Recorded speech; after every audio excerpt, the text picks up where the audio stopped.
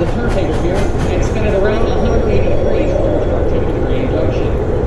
This table you're looking at was constructed in 1916 by the American Bridge and Iron Company and was used by the Central Georgia Railroad in Macon, Georgia at the roundhouse there. That is up until 1925 when they sold it to a branch line based out of Cedartown, Georgia. In Cedartown, it was used in a very similar fashion how we're using it here today. We acquired it in the 80s, moved it to this location, and we've been using it here ever since. The table is 80 feet long, and it weighs in at 80 tons. Keep in mind, the average spool only weighs about 6 or 7 tons.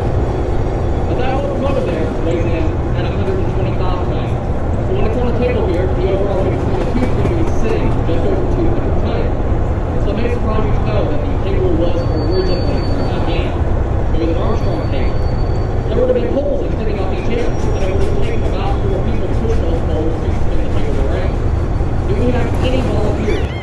We're going to need 4. We got 1, 2, 3, and I'm just kidding. Sorry, we don't do it that way anymore. No, instead we just use a small 25 horsepower motor under the operator's shed here that our conductor Dave will be operating. Now keep in mind, when they were turning these by hand in the early 20th century, they were turning diesel locomotives. They were turning steam locomotives.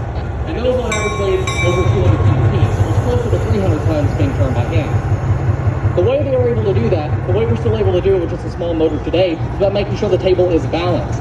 As a locomotive gets centered on the table here, if you keep an eye on the far end of the table, where I'll be at down here, you'll see it take a drop by just a few inches. When it drops, we know the table is balanced. So basically, when it drops, he stops. The locomotive pulling our train today is the 606. It was built in 1954 by General Motors Electromotive Division, or EMD, for the Chicago, Milwaukee, St. Paul, and Pacific Railroad, more famously known as the Milwaukee Road.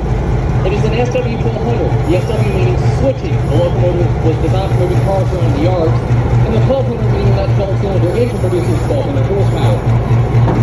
We acquired it in 2015 from the United States Navy, who owned it at the time, brought it to Chattanooga and restored it back to operation. And we'll be using it here in rotation with our other diesel locomotives ever since. If you have a look up in the cab there, you'll see our engineer, Andrew. He's responsible for operating that locomotive and getting us here and back safely today. So everyone go ahead and give him a wave.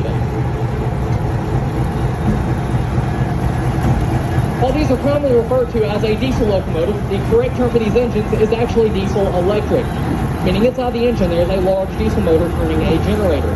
That generator produces electricity, and that electricity is fed down to the traction motors that sit on each axle of the locomotive. And it's those traction motors that are actually propelling the engine, hence the term diesel electric. Diesel locomotives have always been made that way, and that is the way they are still made today. Whether it's Norfolk Southern, CSX, or Union Pacific, those are all diesel